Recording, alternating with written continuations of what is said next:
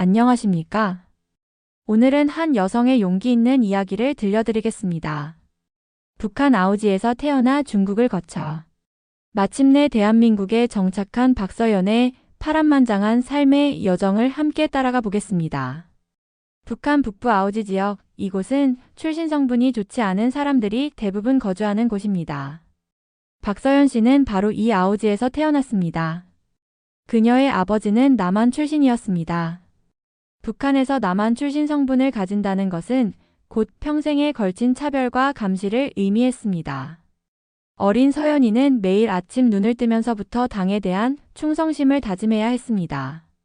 학교에서는 김일성 주석과 김정일 위원장의 교시를 암송하며 하루를 시작했습니다.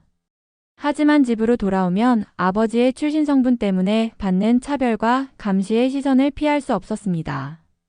아우지라는 곳 자체가 정치범 수용소와 가까운 곳이었습니다. 이곳에 사는 사람들은 대부분 출신 성분이 좋지 않아 당국의 감시를 받는 사람들이었습니다. 서연이의 가족도 예외가 아니었습니다. 아버지가 남한 출신이라는 이유만으로 온 가족이 끊임없는 감시와 차별 속에서 살아가야 했습니다. 그런 환경 속에서도 서연이는 평범한 아이처럼 자라고 싶었습니다. 친구들과 어울리고 싶고 학교 생활도 즐기고 싶었습니다.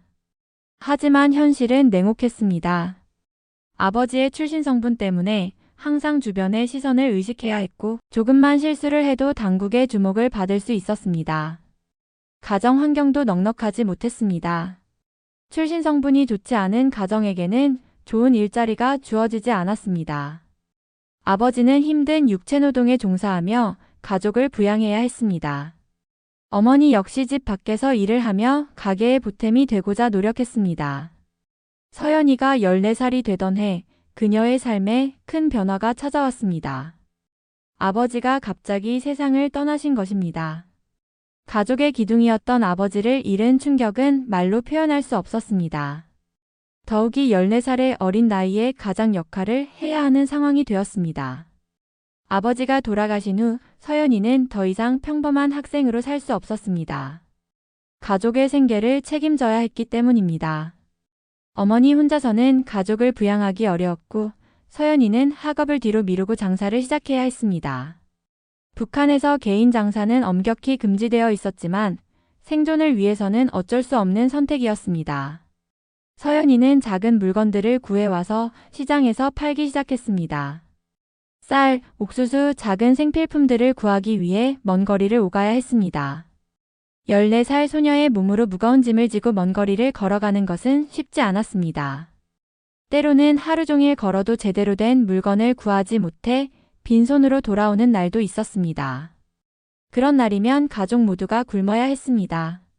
하지만 서연이는 포기하지 않았습니다. 가족을 지켜야 한다는 책임감이 그녀를 움직이게 했습니다. 매일 새벽 일찍 일어나 물건을 구하러 나가고 밤늦게까지 시장에서 물건을 팔았습니다. 때로는 당국의 단속에 걸릴 위험을 무릅쓰고도 장사를 계속해야 했습니다. 이런 생활이 계속되면서 서연이는 점점 성숙해졌습니다. 같은 또래의 아이들이 학교에서 공부하고 놀 때 그녀는 생계를 위해 분주하게 움직여야 했습니다. 하지만 이런 경험들이 훗날 그녀가 더 큰 시련을 견딜 수 있는 힘이 되었습니다. 서연이가 장사를 위해 국경 근처를 오가던 중 그녀의 인생을 바꿀 운명적인 만남이 있었습니다. 바로 조선족 트럭 운전수와의 만남이었습니다. 그날도 평소와 같이 물건을 구하러 국경 근처를 지나가던 서연이는 한 트럭 운전수를 만났습니다. 그 운전수는 조선족이었습니다. 같은 민족이지만 중국에서 살고 있는 사람이었습니다. 그는 서연이를 보고 측은한 마음이 들었는지 도시락 하나와 중국 돈 100위안을 건넸습니다. 서연이에게는 생전 처음 받아보는 큰 친절이었습니다. 그 도시락은 서연이가 그동안 먹어보지 못한 맛있는 음식들로 가득했습니다. 중국에서 만든 음식들이었는데 북한에서는 구하기 어려운 재료들로 만들어진 것들이었습니다. 서연이는 그 음식을 먹으며 처음으로 북한 밖의 세상에 대한 호기심을 갖게 되었습니다. 100위안이라는 돈 역시 서연이에게는 큰 금액이었습니다. 북한 돈으로 바꾸면 상당한 액수였습니다. 그 돈으로 가족들이 며칠은 굶지 않고 살 수 있었습니다. 하지만 서연이에게 더 큰 충격은 그 친절 자체였습니다. 북한에서 서연이는 항상 의심과 감시의 시선을 받으며 살았습니다. 아버지의 출신 성분 때문에 사람들은 그녀의 가족을 경계했습니다. 하지만 그 조선족 트럭 운전수는 아무런 조건 없이 그녀에게 친절을 베풀었습니다. 서연이는 그날 밤 잠들지 못했습니다. 중국이라는 곳에 대한 호기심이 생겼기 때문입니다. 그곳에서는 사람들이 어떻게 살고 있을까? 북한과는 다른 생활을 하고 있을까? 이런 생각들이 그녀의 마음속에 자리 잡았습니다. 며칠 후 서연이는 다시 그 조선족 트럭 운전수를 만날 수 있었습니다. 그는 서연이를 보고 반가워하며 다시 한번 음식을 나누어 주었습니다. 그리고 서연이에게 중국에서의 생활에 대해 이야기해 주었습니다. 중국에서는 사람들이 자유롭게 장사를 할 수 있고 원하는 곳으로 이동할 수도 있다고 했습니다. 또한 음식도 다양하고 풍족하다고 했습니다. 서연이에게는 꿈 같은 이야기였습니다. 북한에서는 상상할 수 없는 자유로운 삶이었습니다. 그 조선족 트럭 운전수는 서연이에게 제안했습니다. 만약 중국으로 가고 싶다면 도움을 줄 수 있다고 했습니다. 트럭에 태워서 중국으로 데려다 줄 수 있다고 했습니다. 서연이는 그 제안에 마음이 흔들렸습니다. 하지만 동시에 두려움도 컸습니다. 북한에서 불법 월경은 중대한 범죄였습니다. 걸리면 정치범 수용소에 보내질 수도 있었습니다. 가족들도 연좌제로 처벌받을 수 있었습니다. 그럼에도 불구하고 서연이는 그 제안을 완전히 거부할 수 없었습니다. 자유로운 삶에 대한 동경이 그녀의 마음속에 싹트기 시작했기 때문입니다. 매일 감시받으며 살아가는 것이 얼마나 힘든지 깨달았습니다. 아버지의 출신 성분 때문에 평생 차별받으며 살아야 하는 현실이 너무 답답했습니다. 그 조선족 트럭 운전수와의 만남은 서연이의 인생에 작은 씨앗을 심어주었습니다. 북한 밖의 세상에 대한 호기심과 자유에 대한 갈망이라는 씨앗이었습니다. 그 씨앗은 시간이 지나면서 점점 자라나 결국 그녀로 하여금 큰 결단을 내리게 만들었습니다. 서연이와 조선족 트럭 운전수의 만남이 계속되면서 그들은 더욱 구체적인 계획을 세우기 시작했습니다. 그 트럭 운전수는 서연이에게 약속했습니다. 다음에 이 길을 지날 때 트럭에 태워서 중국으로 데려다 주겠다고 했습니다. 서연이는 그 약속을 믿고 정해진 장소에서 기다렸습니다. 마음은 반은 설레고 반은 두려웠습니다. 정말로 중국으로 갈 수 있을까? 그곳에서는 어떤 삶이 기다리고 있을까? 이런 생각들이 그녀의 머릿속을 가득 채웠습니다. 하지만 그날 예상치 못한 일이 일어났습니다. 서연이가 트럭을 기다리고 있는 모습을 본 꽃제비들이 있었습니다. 꽃제비는 북한에서 부모를 잃거나 집을 떠나 떠돌아다니는 아이들을 가리키는 말입니다. 이 아이들은 생존을 위해 때로는 다른 사람의 행동을 당국에 신고하기도 했습니다. 그 꽃제비들이 서연이의 행동을 수상하게 여겼습니다.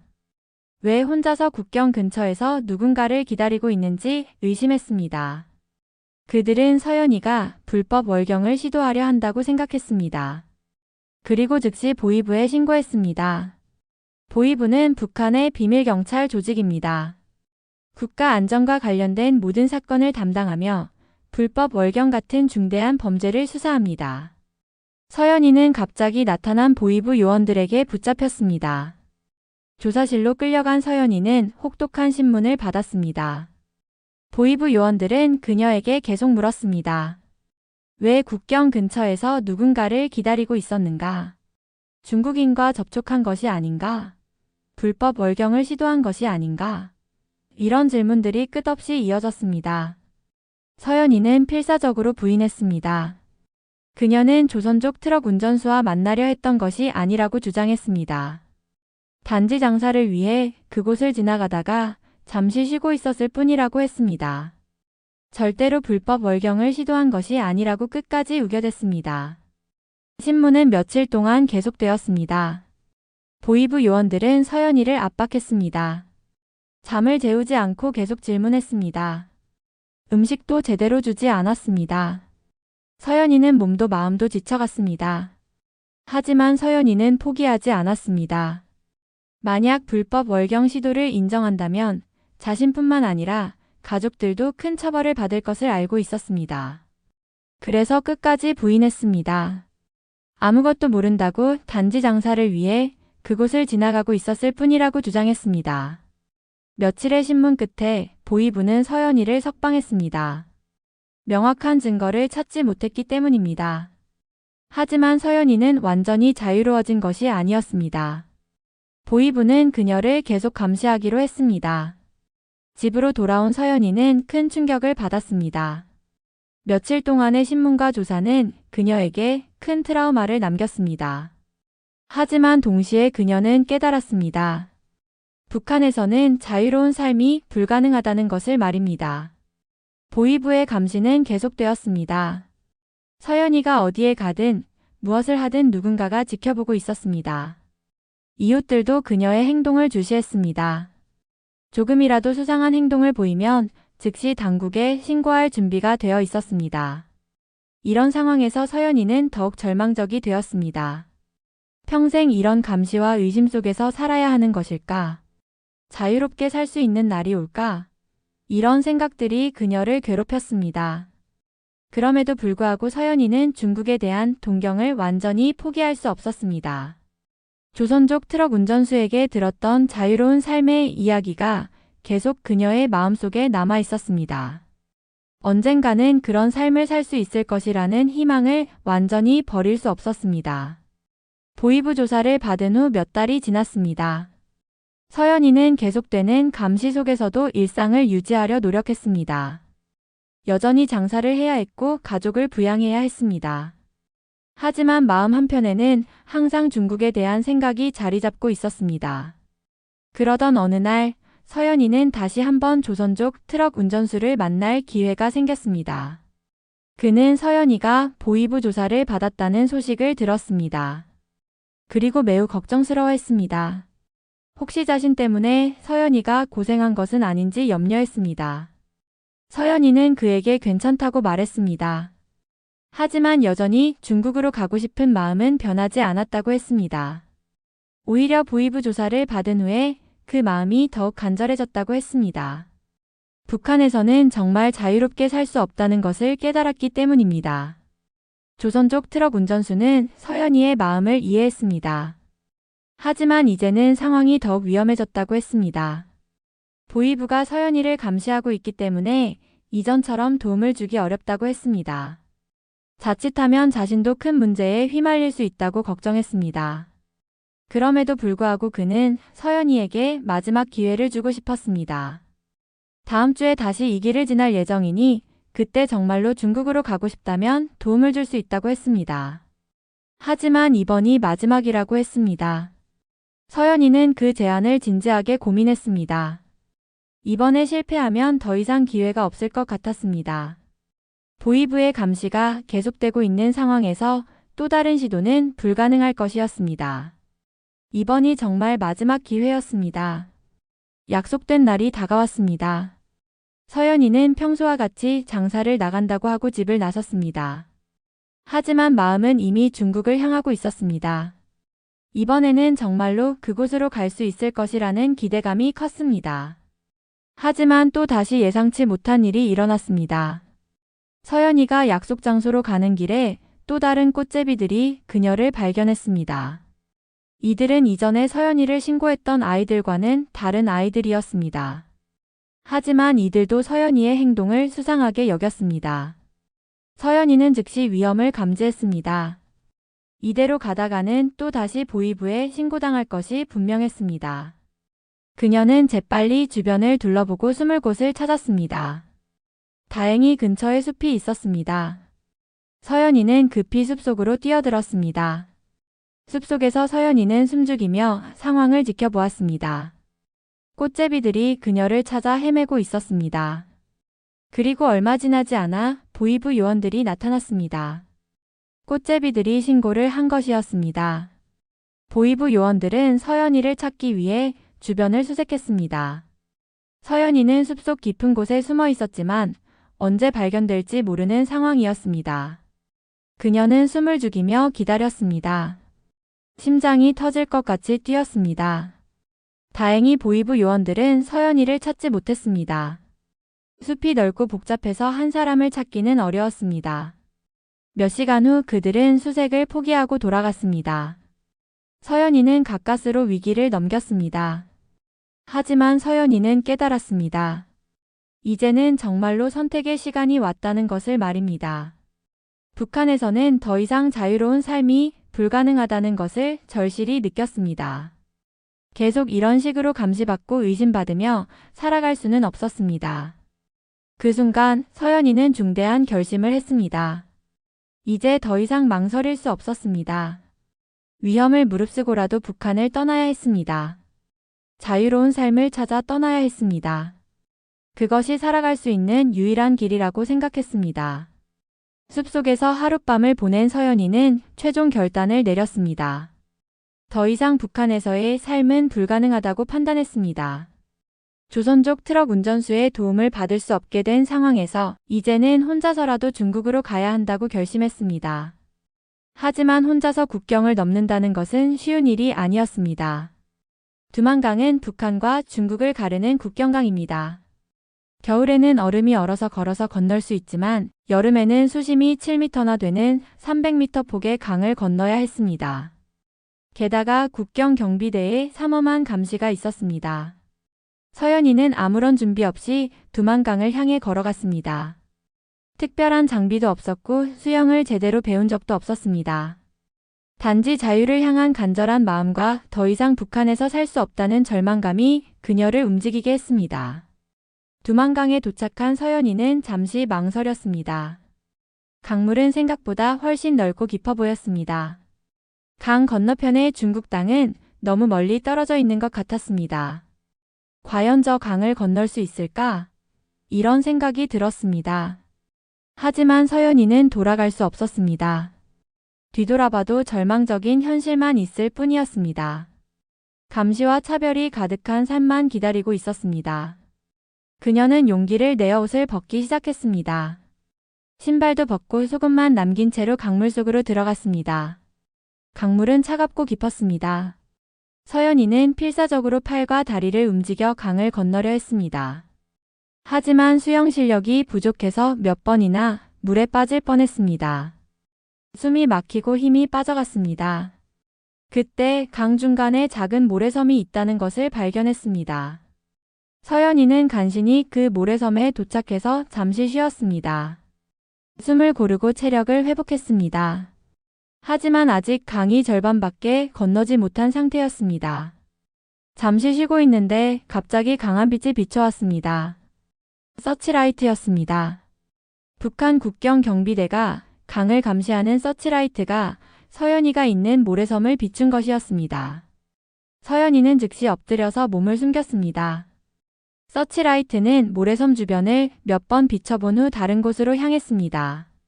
서연이는 가까스로 발견되지 않았지만 언제 다시 빛이 비춰올지 모르는 상황이었습니다. 더 이상 머뭇거릴 시간이 없었습니다. 서연이는 다시 강물 속으로 들어갔습니다. 남은 거리를 건너기 위해 마지막 힘을 다해 헤엄쳤습니다. 팔과 다리가 아프고 숨이 막혔지만 포기할 수 없었습니다. 자유를 향한 간절한 마음이 그녀를 지탱해 주었습니다. 마침내 서연이는 중국 쪽 강변에 도착했습니다. 온몸이 떨리고 힘이 하나도 남지 않았지만 그녀는 해냈습니다. 속옷만 입은 채로 목숨을 걸고 강을 건넌 것입니다. 하늘이 도와주지 않았다면 정말 죽었을 것입니다.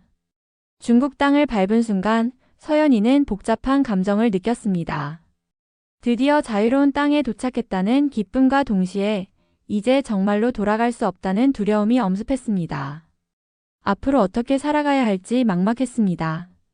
중국 땅에 도착한 서연이는 절망적인 상황에 처했습니다. 속옷만 입은 채로 낯선 땅에 혼자 있었습니다. 말도 통하지 않고 갈 곳도 없었습니다. 밤이 되어가고 있었고 추위가 엄습하기 시작했습니다. 서연이는 도움을 청하기 위해 가까운 집을 찾았습니다. 첫 번째 집을 찾아가서 문을 두드렸습니다. 하지만 자신의 처참한 몰골을 보고 용기가 나지 않았습니다. 속옷만 입고 온몸이 흑투성이인 상태에서 누가 자신을 도와줄 것인가 하는 생각이 들었습니다. 결국 그 집 문 앞에서 되돌아 나왔습니다. 하지만 추위와 배고픔 때문에 더 이상 망설일 수 없었습니다. 서연이는 두 번째 집을 찾았습니다. 이번에는 용기를 내어 문을 두드렸습니다. 그런데 집 안에서 개가 짖기 시작했습니다. 개 짖는 소리를 듣고 중국인 할아버지가 밖으로 나왔습니다. 할아버지는 서연이의 처참한 모습을 보고 놀랐습니다. 속옷만 입고 온몸이 흑투성이에 상처투성이인 젊은 여자가 문 앞에 서 있었습니다. 하지만 할아버지는 서연이를 외면하지 않았습니다. 오히려 측은한 마음이 들었습니다. 할아버지는 집 안으로 들어가서 할머니를 불렀습니다. 할머니가 나와서 서연이를 보고는 즉시 상황을 이해했습니다. 북한에서 온 탈북자라는 것을 알아차렸습니다. 할머니는 서연이를 집 안으로 데리고 들어갔습니다. 할머니는 서연이에게 따뜻한 물을 주어 씻을 수 있게 해주었습니다. 그리고 입을 수 있는 옷도 주었습니다. 비록 낡은 옷이었지만 서연이에게는 정말 고마운 선물이었습니다. 오랜만에 따뜻함을 느낄 수 있었습니다. 하지만 의사소통에 문제가 있었습니다. 할아버지와 할머니는 중국어만 할 수 있었고 서연이는 한국어와 조선어만 할 수 있었습니다. 서로 무슨 말을 하는지 이해할 수 없었습니다. 손짓과 몸짓으로 대화해야 했습니다. 다행히 같은 동네에 조선족 남자가 한 명 살고 있었습니다. 할아버지가 그를 불러왔습니다. 그 조선족 남자는 중국어와 한국어를 모두 할 수 있었기 때문에 통역 역할을 할 수 있었습니다. 조선족 남자는 서연이에게 상황을 설명해 주었습니다. 여기는 중국이고 자신은 중국에서 살고 있는 조선족이라고 했습니다. 그리고 서연이가 북한에서 온 탈북자라는 것을 알고 있다고 했습니다. 많은 북한 사람들이 이 길을 통해 중국으로 온다고 했습니다. 서연이는 그제야 안심이 되었습니다. 자신과 같은 말을 하는 사람을 만났다는 것만으로도 큰 위안이 되었습니다. 조선족 남자는 서연이에게 앞으로 어떻게 할 계획인지 물었습니다. 서연이는 솔직히 답했습니다. 아무런 계획이 없다고 했습니다. 단지 북한에서 더 이상 살 수 없어서 도망쳐 나왔다고 했습니다. 앞으로 어떻게 살아가야 할지 모르겠다고 했습니다. 조선족 남자는 서연이에게 조언했습니다. 우선 국경지대는 위험하다고 했습니다. 중국 공안과 북한 보위부가 협력해서 탈북자들을 잡아서 북송시킨다고 했습니다. 따라서 내륙 지역으로 가야 한다고 했습니다. 그날 밤 서연이는 중국인 할아버지와 할머니의 집에서 잠을 잤습니다.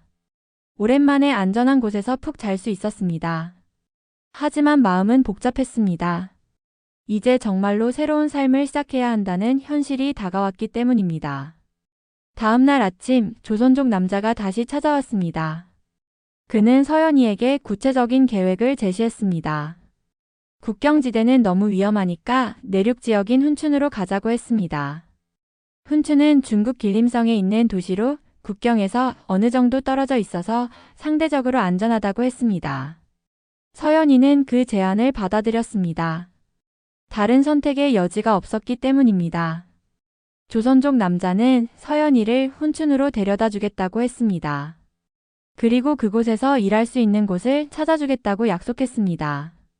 훈춘으로 가는 길은 험난했습니다. 공안의 눈에 띄지 않기 위해 조심스럽게 움직여야 했습니다. 서연이는 중국인 할머니가 준 옷을 입고 있었지만 여전히 탈북자라는 것이 드러날까 봐 두려웠습니다. 다행히 큰 문제 없이 훈춘에 도착했습니다. 조선족 남자는 서연이에게 일할 수 있는 집을 소개해 주었습니다. 중국인 가정에서 가정부로 일하는 것이었습니다. 집안일을 도와주고 아이들을 돌봐주는 일이었습니다. 서연이는 그 일을 시작했습니다. 처음에는 모든 것이 낯설었습니다. 중국어도 제대로 할 수 없었고 중국의 생활 방식도 달랐습니다. 하지만 서연이는 열심히 배웠습니다. 생존을 위해서는 적응해야 했습니다. 가정부 일은 힘들었습니다. 아침 일찍 일어나서 밤늦게까지 일해야 했습니다. 청소, 빨래, 요리, 아이 돌보기 등 모든 집안일을 담당해야 했습니다.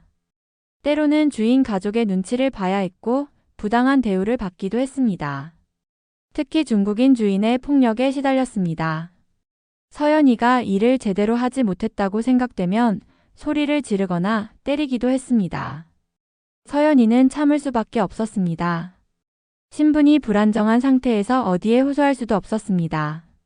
그럼에도 불구하고 서연이는 견뎌냈습니다. 처음에는 돈만 벌어서 북한으로 돌아가겠다고 생각했습니다. 하지만 시간이 지나면서 그것이 불가능하다는 것을 깨달았습니다.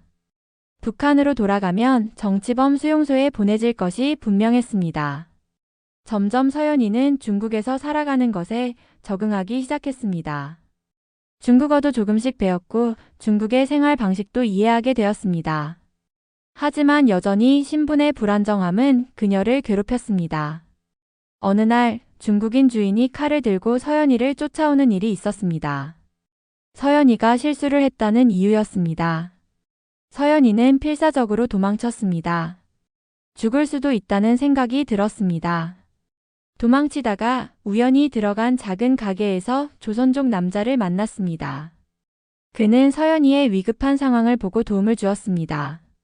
서연이를 안전한 곳으로 데려다주고 새로운 일자리를 찾아주었습니다. 그 조선족 남자는 서연이에게 호감을 느꼈습니다. 시간이 지나면서 둘 사이에는 감정이 생겼습니다. 서연이도 혼자서 중국에서 살아가는 것이 얼마나 힘든지 알고 있었습니다. 누군가의 도움이 필요했습니다. 결국 서연이는 그 조선족 남자와 결혼을 했습니다. 법적으로 정식 결혼은 아니었지만 사실상 부부로 살기 시작했습니다. 서연이에게는 안정적인 생활을 할 수 있는 기회였습니다. 결혼 후 서연이는 2명의 아들을 낳았습니다. 아이들이 생기면서 그녀의 삶에는 새로운 의미가 생겼습니다. 자신만의 가정을 이루고 아이들을 키우는 기쁨을 느꼈습니다. 하지만 동시에 책임감도 커졌습니다. 조선족 남편과의 결혼 생활은 쉽지 않았습니다. 처음에는 서로에 대한 이해와 배려가 있었지만 시간이 지나면서 갈등이 생기기 시작했습니다. 문화적 차이, 경제적 어려움, 그리고 서연이의 불안정한 신분 등이 부부 사이에 스트레스를 가중시켰습니다. 부부싸움이 잦아졌습니다. 작은 일에도 큰 싸움이 벌어졌습니다. 서연이는 여전히 불법 체류자 신분이었기 때문에 항상 불안했습니다. 언제 공안에 붙잡힐지 모르는 상황에서 평범한 가정생활을 하기는 어려웠습니다. 경제적 어려움도 컸습니다. 조선족 남편의 수입만으로는 가족을 부양하기에 부족했습니다. 서연이도 일을 해야 했지만 신분증이 없어서 제대로 된 일자리를 구하기 어려웠습니다. 불안정한 일자리에서 낮은 임금을 받으며 일해야 했습니다. 아이들이 자라면서 교육 문제도 대두되었습니다. 서연이는 아이들이 제대로 된 교육을 받기를 원했습니다. 하지만 중국에서 아이들의 신분도 불안정했습니다. 어머니가 불법 체류자이기 때문에 아이들도 정식 신분을 갖기 어려웠습니다. 이런 상황에서 서연이는 점점 한국행을 생각하게 되었습니다. 한국에 가면 탈북자로서 정식 신분을 얻을 수 있을 것이라고 생각했습니다. 그리고 아이들도 더 나은 환경에서 자랄 수 있을 것이라고 기대했습니다. 하지만 조선족 남편은 한국행을 반대했습니다. 중국에서 나름대로 자리를 잡고 살아가고 있는데 굳이 위험을 무릅쓰고 한국으로 갈 필요가 없다고 생각했습니다. 또한 한국에서의 생활이 더 나을 것이라는 보장도 없다고 했습니다. 부부 사이의 갈등은 더욱 심해졌습니다. 서연이는 아이들의 미래를 위해서라도 한국으로 가야 한다고 주장했습니다. 하지만 남편은 끝까지 반대했습니다. 이런 의견 차이는 부부 관계를 더욱 악화시켰습니다. 6년간의 결혼 생활 동안 서연이는 많은 것을 배웠습니다. 중국어를 유창하게 할 수 있게 되었고 중국 사회에 대한 이해도 깊어졌습니다. 하지만 여전히 자신이 이방인이라는 느낌을 지울 수 없었습니다. 특히 아이들이 자라면서 정체성 문제가 대두되었습니다. 아이들은 중국에서 태어나고 자랐지만 어머니는 북한 출신이고 아버지는 조선족이었습니다. 아이들이 자신의 정체성에 대해 혼란스러워하는 것을 보면서 서연이는 마음이 아팠습니다.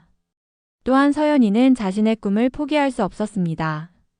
단순히 생존만을 위해 사는 것이 아니라 더 나은 삶을 추구하고 싶었습니다. 아이들에게도 더 많은 기회를 주고 싶었습니다. 그런 꿈을 실현하기 위해서는 한국으로 가는 것이 최선의 선택이라고 생각했습니다. 결국 서연이는 혼자서라도 한국으로 가기로 결심했습니다. 남편의 반대에도 불구하고 말입니다. 아이들과 남편을 두고 떠나는 것은 쉬운 결정이 아니었습니다. 하지만 더 나은 미래를 위해서는 어쩔 수 없는 선택이었습니다. 서연이의 탈북 이야기는 2부에서 계속됩니다. 시청해주셔서 감사합니다. 구독, 좋아요, 알림 설정은 큰 힘이 됩니다.